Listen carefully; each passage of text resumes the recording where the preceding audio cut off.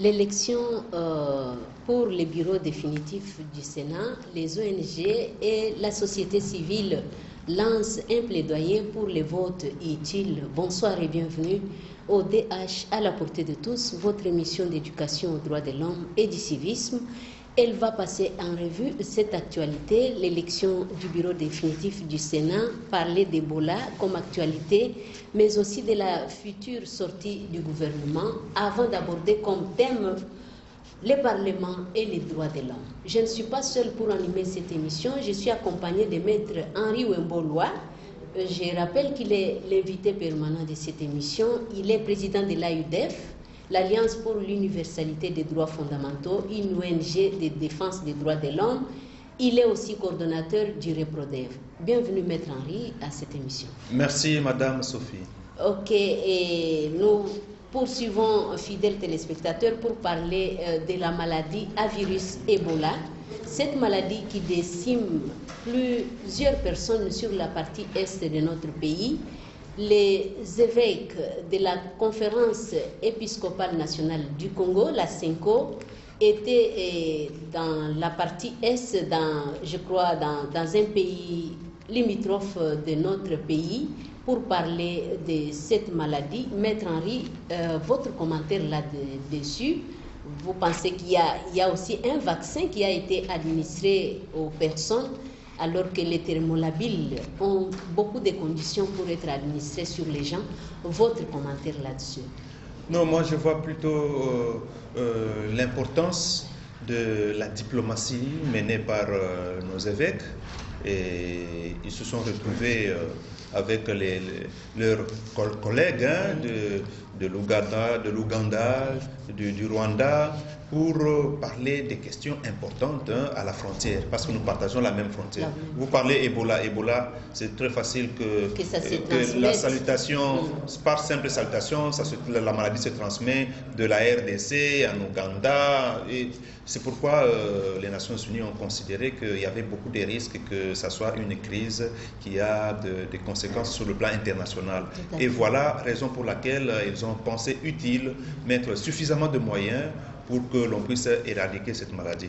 À propos du vaccin, moi je crois que le vaccin est important et les experts dans le domaine doivent y travailler et mettre l'intérêt supérieur de la population avant toute chose. Mais là, à propos des évêques, j'insiste, question sécurité, ils ont parlé avec leurs collègues et les dirigeants de cette partie pour que à l'est de notre pays, on ne parle plus de guerre comme si nous sommes des sauvages entre nous, Africains. Ce sont les ADF qui viennent de l'Ouganda. Ils ont des problèmes là-bas, se retrouvent en RDC.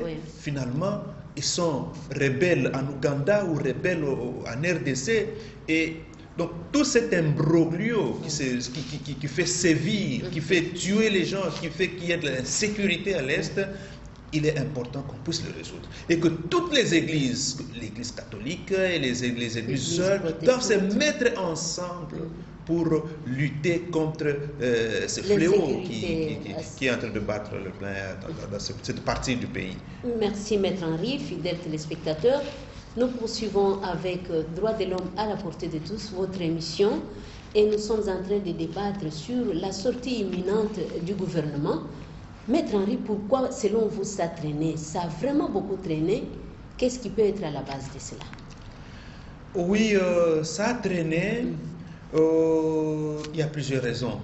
Parce que nous suivons toujours les informations. Pour mieux faire les analyses, il faut suivre. Tout à fait. Et il y a un point de vue qui considère que ce n'est pas un retard de 6 mois, mais plutôt un retard de 2 mois, parce que jusqu'à aujourd'hui, nous n'avons pas encore le congrès devant lequel les membres du gouvernement doivent aller prêter serment. Mais en réalité, nous pensons que un problème est à la base de tergiversations qui ont été constatées. D'abord, il y a eu des discours, des débats autour de la question de la majorité à ressortir, à définir, à découvrir, n'est-ce pas, au niveau du Parlement, de l'Assemblée nationale.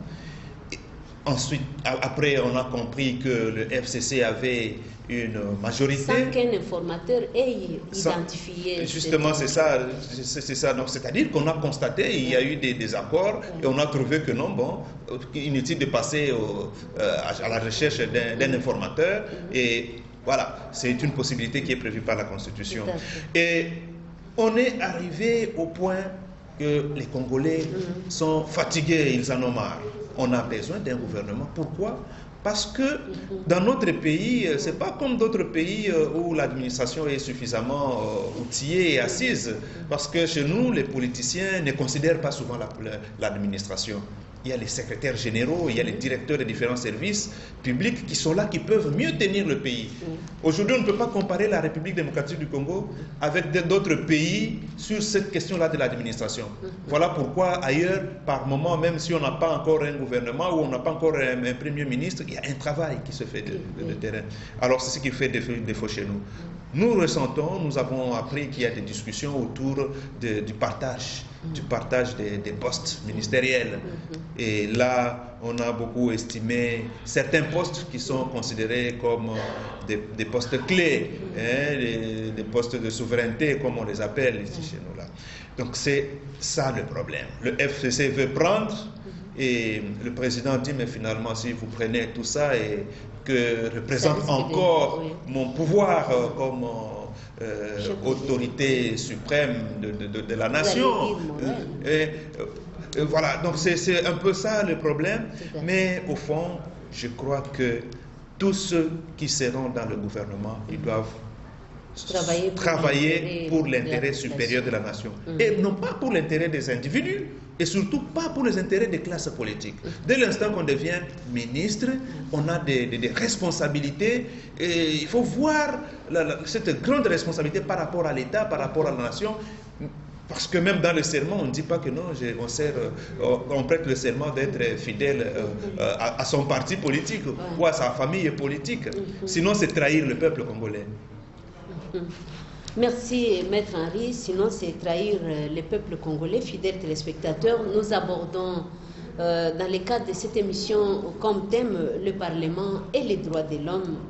Est-ce que, Maître Henri, vous pouvez d'abord nous dire quelle est la mission principale d'un Parlement? Oui, les parlements, dans ces missions classiques, c'est d'abord les lois. Le Parlement est là pour légiférer, c'est-à-dire voter des lois. Et ce sont des lois organiques, des lois ordinaires, qui ont pour vocation de régir la vie sur le plan national ou encore garantir les droits, les libertés pour les citoyens et les populations. Ça, c'est de un, donc les lois, élaborer des lois. Deuxièmement, c'est le contrôle parlementaire. Donc les parlements sont là pour contrôler l'action du gouvernement et l'action de toute autre institution, même la justice. Parce qu'il y a dans un état de droit la séparation de ces trois pouvoirs, mais il y a une collaboration entre eux et il y a aussi un contrôle mutuel, de telle sorte que le Parlement aujourd'hui peut contrôler le travail des différentes institutions publiques et voir si elles font correctement leur travail. C'est pour cette raison que vous avez entendu par le passé, il y a eu des rapports qui ont été publiés sur des situations de corruption, il y a eu des rapports sur des situations de violation des droits de l'homme, ainsi de suite. C'est un élément de contrôle parlementaire. Et heureusement, pour cette législature, on a prévu une commission permanente qui soit chargée de suivi de leurs recommandations, des recommandations du Parlement. C'est aussi un suivi, un contrôle parlementaire. Mais il y a la troisième mission, c'est de doter au pays un budget conséquent. Donc la loi de finances publiques, la LOFIP. Donc c'est une loi qui voit quelles sont les recettes et quelles sont les dépenses de l'État. Et dans tous les domaines, dans tous les secteurs de la vie. Et pour cette raison que nous parlons aussi de ce rôle important du Parlement pour veiller à ce que la loi des finances publiques puisse répondre aux besoins fondamentaux de toute la population, qu'il puisse répondre à l'action du gouvernement. Et cette action elle-même qui est fondée essentiellement et principalement sur l'amélioration de vie des conditions des populations, la sécurité des frontières. Voilà en quelques mots les trois principales fonctions. Nous avons parlé de l'élaboration des lois, nous avons parlé de contrôle parlementaire et nous parlons aussi des questions de la loi de finances publiques. Et puis le Parlement ratifie aussi des conventions internationales. C'est-à-dire le Parlement donne le consentement de l'État à s'engager, à être lié sur le plan international par rapport à certaines conventions qui sont signées dans le cadre multilatéral, c'est-à-dire dans les organisations internationales, comme l'Union africaine, comme l'ONU, ou encore dans le cadre des rapports entre les États. Et donc, ces ratifications permettent automatiquement aux conventions internationales d'avoir même une autorité supérieure aux lois du pays. Donc, voilà pourquoi nous disons que le Parlement a un rôle très important dans la vie nationale. Merci beaucoup, Maître. Le Parlement joue un rôle très capital dans la vie d'une nation. Fidèles téléspectateurs, nous allons devoir parler du plaidoyer lancé par les ONG et la société civile à propos de l'élection du bureau définitif du Sénat. Maître Henri, parce que vous venez d'épingler tous ces rôles très capitaux du Parlement, quel genre, quel type d'homme faudra-t-il mettre à la tête du Sénat, vu quand même que cet endroit, cette direction est très diplomatique? Oui, c'est une question très importante que vous soulevez, mais qui est aussi complexe, non pas complexe, qui est sensible au moment actuel. Et nous savons que déjà samedi, le 27, il y a des élections au Sénat. Et les organisations de la société civile parlent, parce que vous parlez du mémorandum de ces organisations, à l'intention des honorables sénateurs, met un accent particulier sur le vote utile. Et ce vote utile veut dire quoi? Ça veut dire que les honorables sénateurs ont à privilégier l'intérêt supérieur de la nation plutôt que les individus ou les familles politiques, comme nous l'avons dit. Étant donné que aujourd'hui, nous savons que le pays vient de passer à une étape importante sur le plan politique, c'est la transition. Non, c'est l'alternance politique au sommet de l'État. Mais cette transition n'a pas été suivie. Des faits. N'a pas été suivie telle que peut-être l'ont voulu plusieurs personnes. Comment ça? C'est-à-dire, l'alternance est là, et nous savons c'est au niveau de la présidence. Mais au niveau de l'Assemblée nationale, il y a une majorité qui est peut-être la même, c'est l'FCC, c'est la majorité présidentielle qui est. Oui. Au Sénat, la même chose. Ça sera certainement la même chose au gouvernement, et même dans les assemblées provinciales. Alors, alors que la population voudrait un changement. Voilà pourquoi on insiste pour que les membres de ce bureau soient porteurs des changements attendus par la population.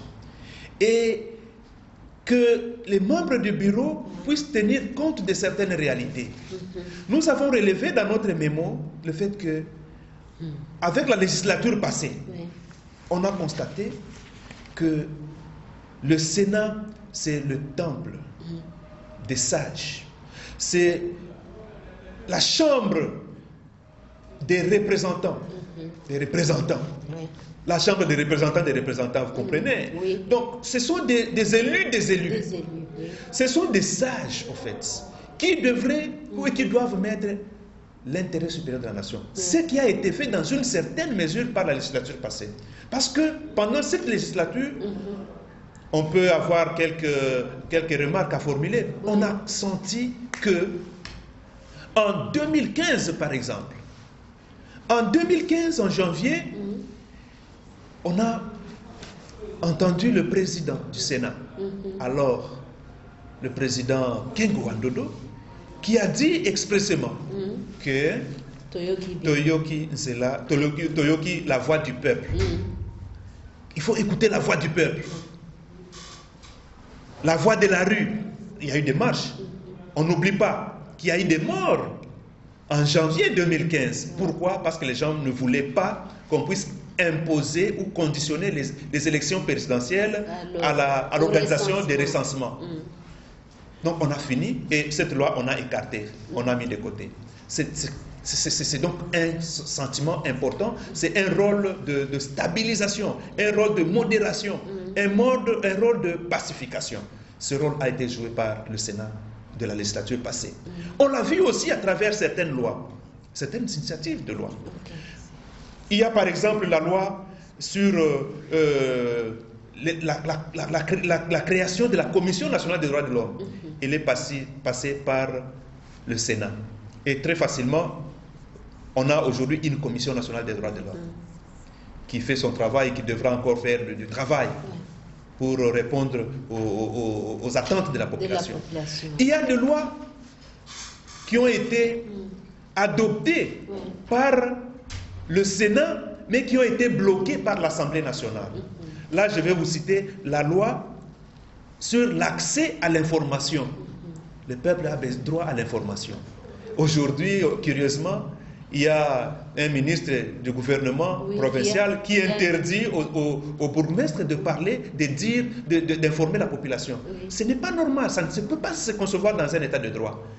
Toute autorité a le pouvoir à exercer pour une population. Et cette population a ce droit d'être informée.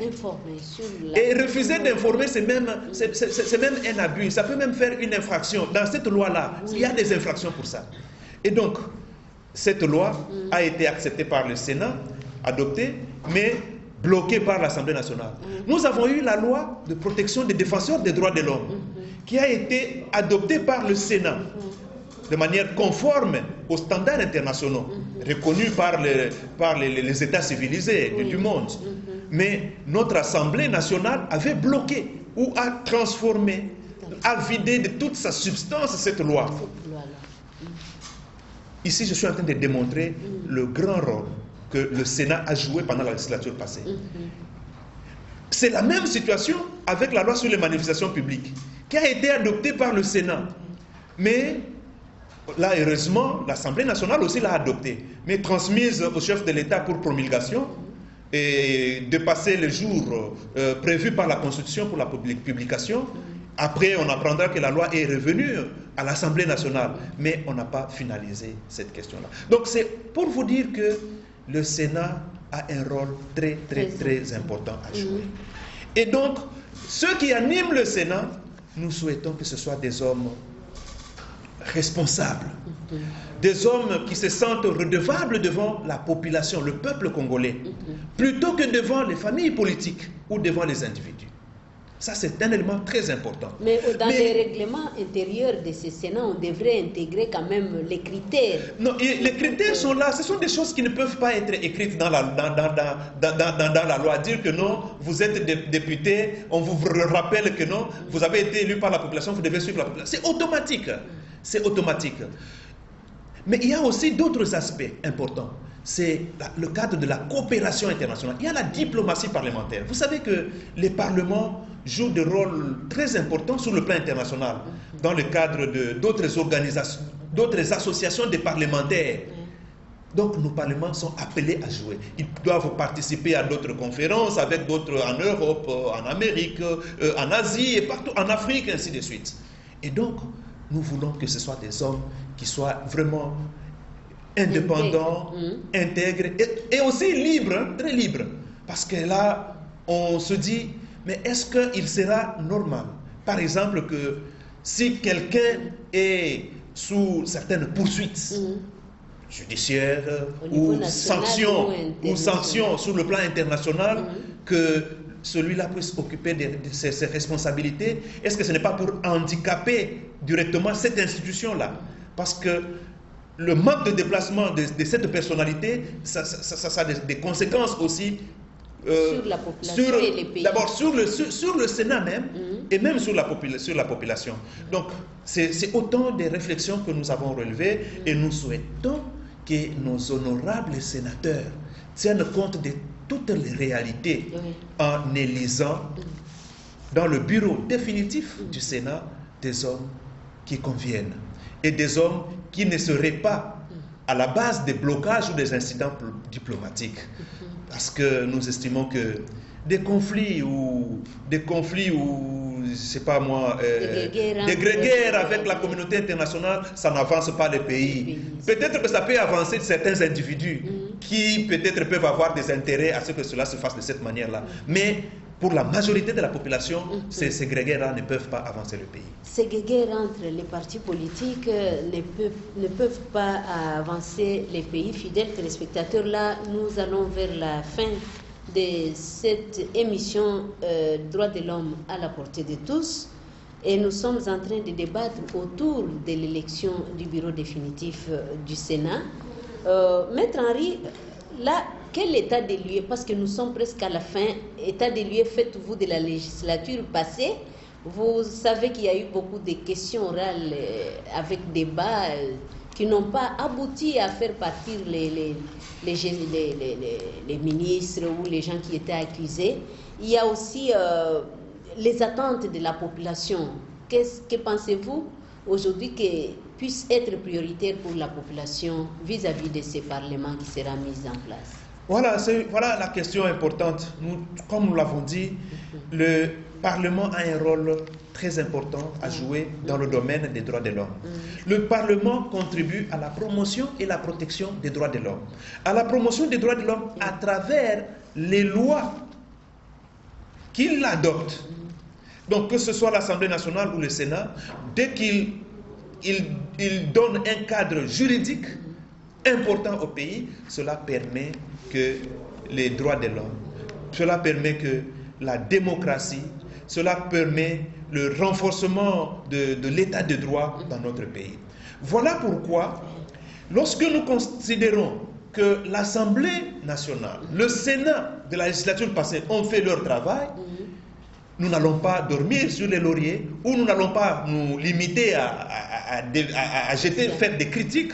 Mais ce qu'il nous faut maintenant, c'est de voir aujourd'hui que notre Parlement actuel, tel qu'il est, que des hommes responsables surmontent un peu toute autre réalité pour voir l'intérêt supérieur de la nation. Ce pays a tant souffert, avec autant de ses potentialités de richesse, mais un peuple le plus pauvre du monde.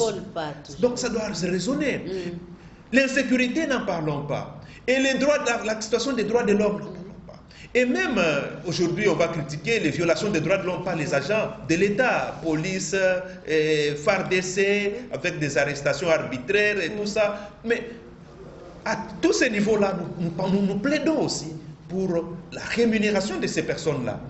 Les magistrats qui doivent lutter contre la corruption, être aussi bien rémunérés. Donc, le Parlement, à travers les lois, à travers le contrôle parlementaire, il joue un rôle très important pour que les droits de l'homme puissent être bien respectés, pour que, avec les droits de l'homme, on puisse arriver à consolider la démocratie, la paix durable et le développement durable dans notre pays. Donc ce sont des rôles attendus de notre Parlement.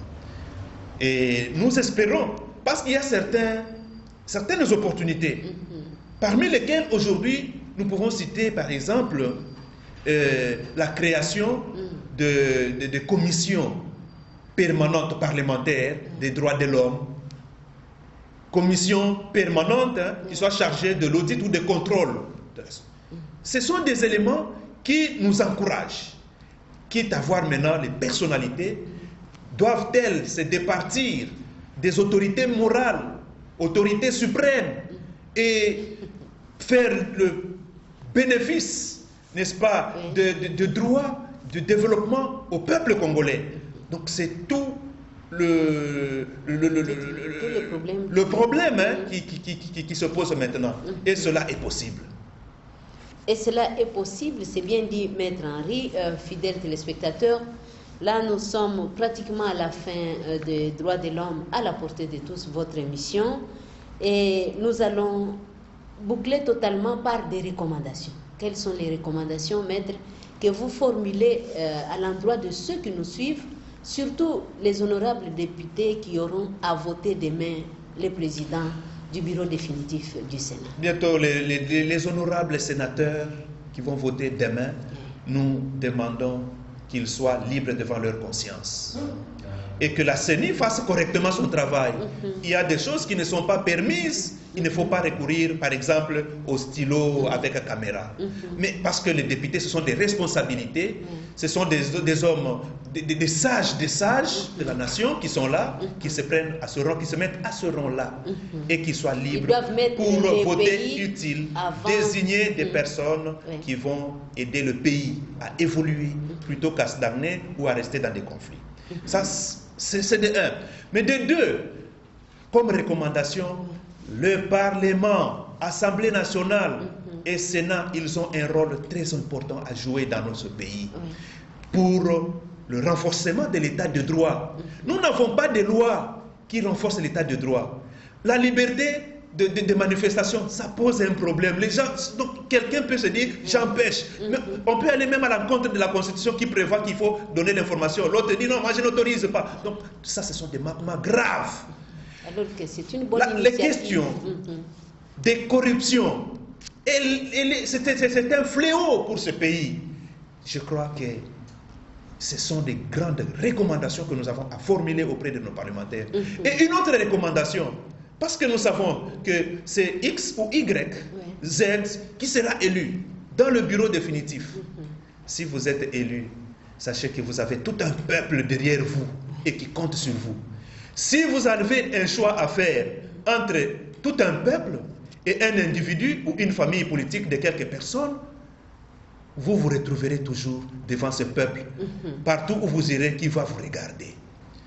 Voilà pourquoi nous recommandons que les élections de demain se passent dans les meilleures conditions. Et que le Parlement que nous attendons maintenant, nous allons entrer dans la phase de plaidoyer. La société civile va faire des plaidoyers par rapport à plusieurs lois. Parce que toute loi doit respecter certaines conventions internationales ratifiées et des standards qui sont internationaux. On ne peut pas dire par exemple que pour un défenseur des droits de l'homme ou pour créer une association, pour qu'une association fonctionne, il faut à tout prix qu'on puisse accorder la personnalité civile. Sinon, même les mamans Moziki devront obtenir la personnalité civile pour commencer à faire leur rencontre. Merci beaucoup, Maître Henri. Je rappelle que vous êtes président de l'AUDEF et aussi coordonnateur du REPRODEF, réseau de protection des défenseurs des droits de l'homme, victimes, témoins et professionnels des médias. Merci d'avoir répondu. Merci madame pour avoir fait parler du mémo des 102 organisations de la société civile à l'adresse des honorables sénateurs. Un ancien président ivoirien, Houphouët Boigny, il a dit « La paix n'est pas un mot, mais un comportement. Une loi qui n'est pas exécutée, elle est inutile. » Merci de nous avoir suivis. Derrière la caméra, nous avions Dino Lumbongo et JB Mandiangou. Et dans la régie finale, il y avait Zola Arsène. Les grands airs, Jerry Bindele a réalisé cette émission. Nous lui disons de tout cœur merci, cousin. Merci de nous avoir suivis. D'ici là, portez-vous bien. Au revoir.